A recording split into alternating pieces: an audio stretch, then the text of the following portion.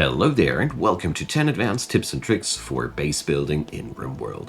So in this list, I have brought up all the things that will make your base a good running operation with happy people in it, and everything's well defendable and the like. We're not going to cover that many defensive strategies in here. That's not the main focus of this video. So if you're looking for whatever's in this video, timestamps are down below. Let's get started with number one. I want to talk about a classic, the kitchen. So the kitchen is the source of food and food poisoning alike, and you can't avoid that by keeping the kitchen clean. The easiest way to achieve that is to plug the kitchen directly to your freezer and have no other access to that.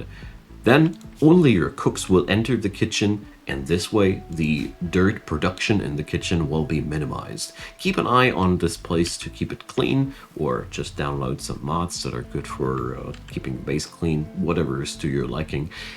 But this way you can lower the total amount of dirt because nobody will run through this room unnecessarily, and that is really good because food poisonings are really a pain.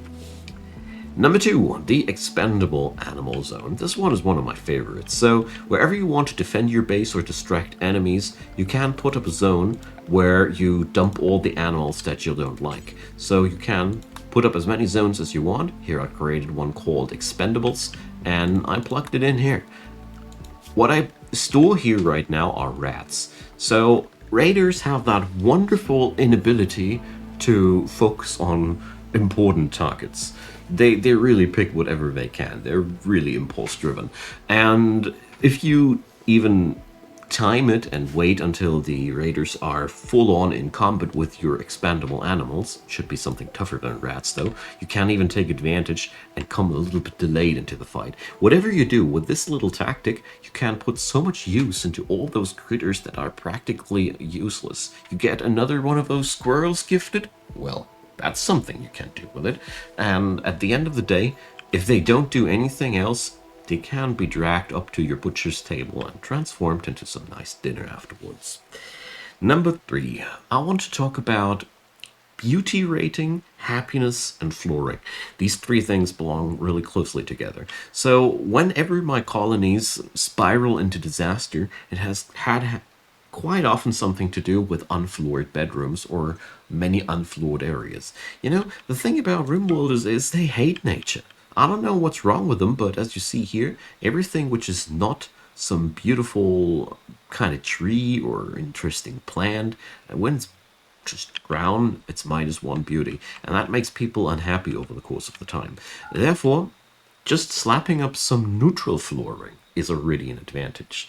When you go for some wooden flooring, which burns fast, but it's dirt cheap otherwise, you start to produce some positive beauty. And that is kind of like a buffer for the happiness of your people. It's one of the cheapest ways to make people happier by just getting some flooring up. And if you can't afford any flooring because you don't have any resources, go into the mountains, smoothen out some floor, and you have a very, very powerful, beautiful flooring for your colonists. Seriously, beauty 2 is really high and makes them quite happy already. Whatever you do, don't neglect flooring in your bases because that makes people very mad over the course of the time. So, number 4, I want to talk about logistics and workshops. So, for starters, I have in every base of mine a central warehouse which is as closely to the center of the base as possible. So I'll put it here this time. The space is a little bit lengthy, but as you see here, pretty much every miscellaneous item that needs a storage is stored here. So wherever you are in the base, you need it here or here, well, it's the same-ish distance, so there's no advantages or disadvantages depending on your position in the base. This ain't good for big industrial operations, though. So if you want to put up a drug lab, like here, like I do here, you will need specialized storages. To achieve that, just flip up the priority of this storage. This way, the people will try to put the desired goods first into the industrial storage, and whatever doesn't fit in there would end up here. It's a really good, solid thing to use for all matter of things. Fabric, drugs, food, steel, whatever. Here I have put up the stones, for example, and the steel outside because they can't rot. The stone cutters tables over here, the machining happens here, smelters here, advanced crafting here. So we have really low walking distances because walking distances make things really unnecessarily take longer. And with these little tricks, you can minimize that without much work. I really like this because it's easily set up. So, number 5, staying with the logistics and the storage, I want to talk about explosive storages. So here, my chem fuel is only being stored here. That's because chem fuel will explode if it gets punched. Sometimes people are pissed, swing a tantrum, and I don't know why, I even had one swinging a tantrum on an anti-grain warhead once. It's not a made-up story, it actually happened.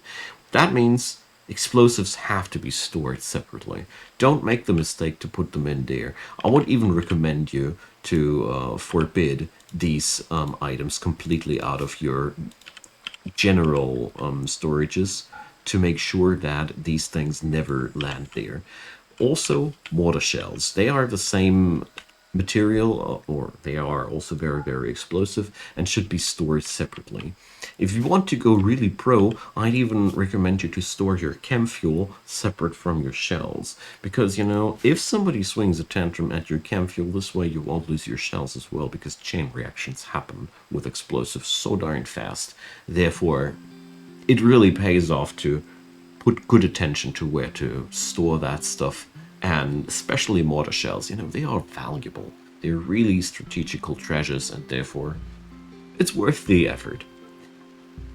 Number 6, I want to talk about defensive designs in your base. So, not gonna go too deep into kill box designs here or anything. That's not the point here. Few ground rules, that's all I want to talk about. First off, keep an entrance open to your base. That's mandatory, because otherwise you'll see more drop podders and breachers than you'd ever like to see. And the other thing is, either you build then a huge kill box that can soak up all the enemies that will ever enter your base, where you can also fall into if you get ever drop podded, or, well, that's my personal preference here, I made up a base that has a lot of narrow points, traps, turrets, all those things, because, you know, your base will get breached from time to time. You can also make good use of water, like, you know, like I did here, because that also slows down the enemy, and they will always seek the path of least resistance, and therefore it's very easy to put up ambushes in situations like these. Whatever you do, just keep in mind when you're designing your base that you're going to be attacked at many fronts. And these little tricks, these little narrow spots here, these little corners, help you to break up the enemy. Because, you know, being attacked by 20 to 40 people can be very overwhelming. But if these 20 to 40 people break up into 5 squads or so, because one part of these is going to try to bash those turrets, the other guys really want to kill my animals here, the next guys want to destroy some solar panel or well, whatever. The more they split up, the more different distractions they have, the easier it'll be for your strike force to break up the enemy. And if you don't pay respect to enough corners and stuff like that, it can be really hard. But you really have to find your own flavor of defensive design for your base. I can't stress this out enough, because there are so many ways to resolve point 6. So, leading on over to number 7, energy protection. So, your energy producing buildings deserve extra protection. Here's a wonderful thing. So, whenever you put walls around something, as long as a raider doesn't see somebody opening that door, they will never intend to open this. It's basically pitch black in there if you were in the vision field of a raider, and that is something you can utilize. So here, for example, I just put up the windmills inside a stone periphery, so this way they will never get broken down. Here, these are basically undefended, not so well positioned, but you can't move these guys, so that's a bad example basically. Ideally, try to put walls around whatever energy producing building you got. Even if they drop pod right into that, even if the enemy drop pods now into this, you will still have a huge advantage by having the enemy corralled in like that. A few of them might even split it down, split up and be separated from the rest of the flock. Again, strategic advantage. And this is also important because, you know, energy is a vital part of your base. So try to keep these as hidden as possible from raiders. Same goes for your batteries, wherever you store them, keep them hidden from raiders. So, number 8, I want to talk about the advantages of green energy and what you can do with it. So, here we see you can use wind turbines, wonderful, as a source of food. This is one of my favorites. But the other thing you can go for, as a pretty commonly built way, is you can go for solar panels in between. It's up to you how you want to put it, but the solar panels won't block the wind turbines, and you know, this is one really nice synergy. This way you can get so much energy out of a compact area, but I I have to say here, this thing would need to be a little bit wider. Leave a maintenance corridor. That's very important, because otherwise you will be struggling with the maintenance of these. So it should look like more like that. Alright, so number 9, I want to talk about infestations. So infestations will happen whenever you have a bigger part of a mountain on your base and you're digging into there. You will face them. So they are commonly feared, but I think it's actually less bad as it sounds. So first off, keep the rooms that you want to be safe from infestations as well lit as possible. This is not a guarantee that infestations won't spawn there, but generally they prefer darker areas. Sometimes it works, more often than not it doesn't. So what's really important though, whenever you go towards building into a mountain, it's mandatory to build infestation proof. So here, for example, I went in for those little choke points here.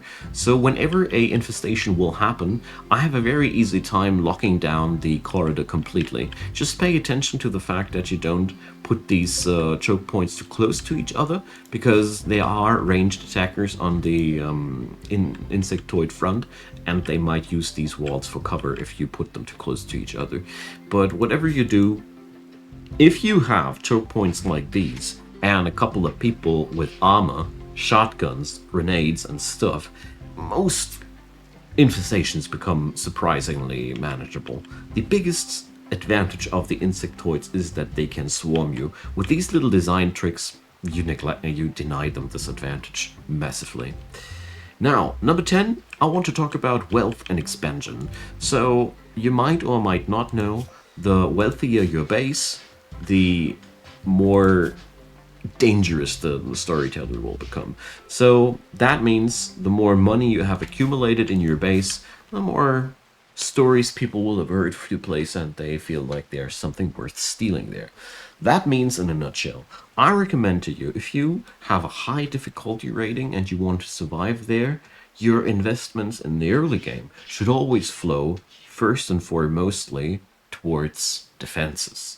Spend that wealth to get stronger, to be powerful in defeating enemies. Buy weapons, build traps, buy armor, craft things that make your life easier against the enemy before making your place luxurious. If you want to go for those fancy statues and really, really valuable builds and floorings and whatnot, like the stuff that I built here, be sure that stuff will get a lot harder the moment you are wealthy. Therefore, in my opinion, defense first, wealth later. This way you will have a fair chance to beat back whatever the storyteller flings at you. And if not, well, it's either your difficulty level too high or your preparations were not thorough enough. It's a little bit depending on your playstyle and your difficulty and all those things. Rimworld is a very, very deep game, therefore I'm pretty sure I made my point here. So that's been that, and these things that I really hope they'll help you in keeping your base stable, because a steady supply of happiness and the flow of things are really, really important in getting yourself a powerful setup there. So thank you for watching. Feel free to drop me a comment, leave a thumbs up or a subscription even if you want to support the channel. I'd be really appreciating that.